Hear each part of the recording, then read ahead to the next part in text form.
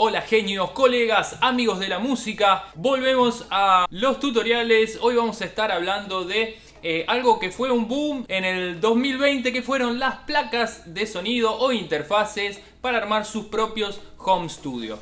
Así que hoy estamos con esta placa que es la Artesia A22 XT. Es una placa interfase de sonido. Vamos a hacer un pequeño unboxing para que veas cómo te va a llegar cuando la pidas por correo y llegue a tu casa.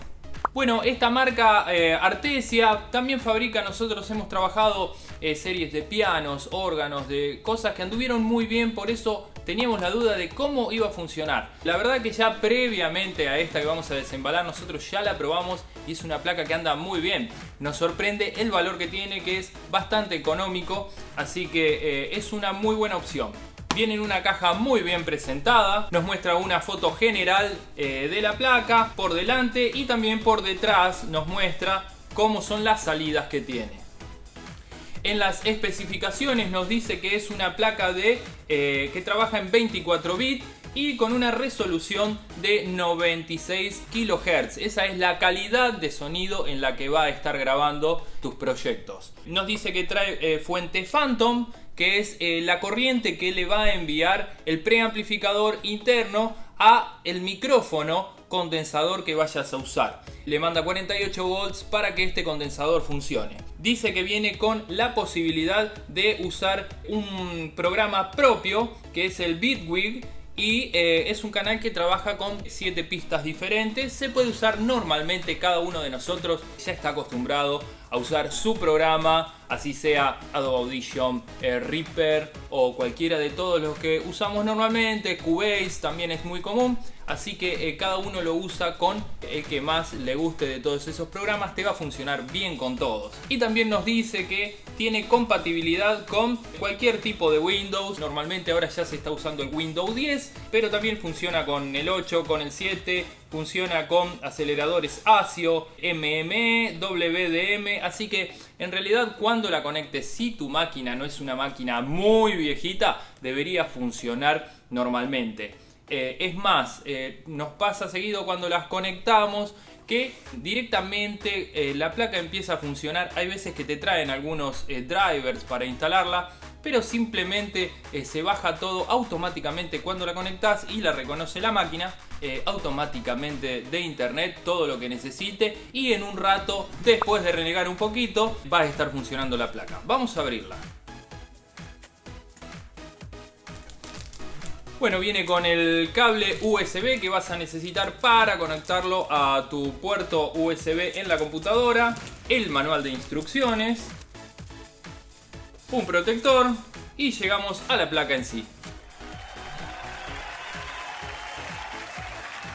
Bueno, la verdad que la placa está muy bonita, tiene un brillo ahí que se debe ver en la luz, dice Artesia por encima, es toda color negro. He visto muchas muy parecidas a esta en otros colores. Me hace acordar también a los modelos de Focusrite que vienen en color roja, muy similares. Los modelos de ESI que también vienen en color roja. Y hay unos modelos de Presonus color azul que también vienen con este formato muy similares todas. Probablemente lo que sucede es que en China, donde se fabrican todas estas placas, sea una misma fábrica que les fabrica a diferentes marcas y a cada una le pone sus componentes, sus colores y sus marcas impresas. Bueno, lo que podemos encontrar en esta placa es un volumen maestro, es más o menos siempre parecido. La salida de auriculares y el control de volumen que te va a mandar a tus auriculares. Siempre recomendamos que los auriculares que vayas a comprar sean de sonido plano o que los pidas así, de sonido plano. Sonido plano significa que va a trabajar en frecuencias estándar y que no va a tener refuerzos de agudos o refuerzos de graves, como por ejemplo usan los DJs para tener más golpe.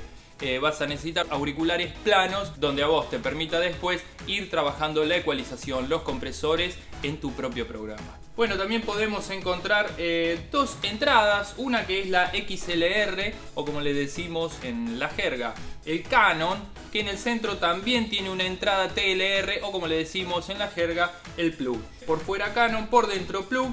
Esa es la entrada que viene al preamplificador, es decir, esa es la que va a venir con ganancia.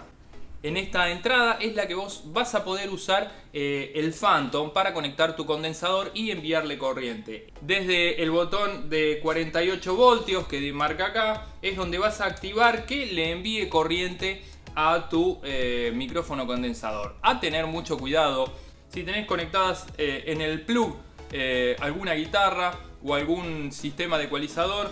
Hay que tener cuidado que no esté activado el Phantom, porque al mandarle corriente pasa mucho que se queman los ecualizadores de las guitarras. Así que siempre que conectes en esta entrada un plug o un micrófono o una guitarra, ten en cuenta que no esté activado, a menos que el micrófono sea un condensador.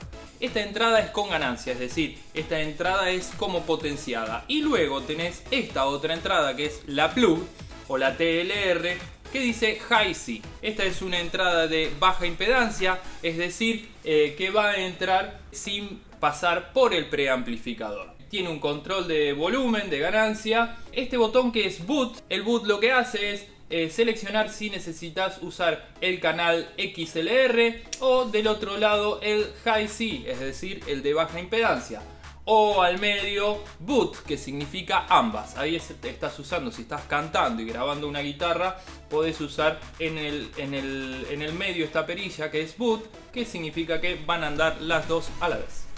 Y por último encontramos abajo del Boot una perilla que es Mix. Luego de un tiempo me tomé el trabajo de investigar para qué era Mix, y en realidad es el nivel de salida que vas a enviarle desde la placa interfase a tu computadora. En realidad lo que hace una placa interfase o una placa de audio es transformar todo lo análogo, que es esto que estás escuchando, esto que estoy hablando, transformarlo en señal digital para que lo reconozca tu PC. Entonces ahí poder empezar a trabajarlo y poder comprimirlo en otros formatos de audio. Bueno, del lado de atrás vamos a ver un poquito. Tiene dos salidas, una que dice Left 1 y Right 2, el puerto USB, dos entradas por RCA y un selector que nos dice si querés usar esta entrada de atrás o querés usar las entradas de adelante. Sobre interfaces de sonido, lo que siempre me preguntan es dónde reside la calidad de las placas. Bueno, la calidad más que nada está en los filtros y en los componentes internos de la placa. Es decir, los filtros son los que generan la calidad, la definición y que no tenga soplido. Normalmente hay marcas más ruidosas que otras. Hay veces que lo empiezan haciendo de entrada cuando la conectas la primera vez, y hay veces que durante un largo tiempo se van los componentes desgastando y empiezan a hacer ruido. Investiguen por ahí, googleen sobre las marcas. Hay algunas marcas que son conocidas y así todo hacen ruido. Siempre lo que recomiendo en cuestiones de placas, si no las conoces, siempre trata de gastar un poquito más.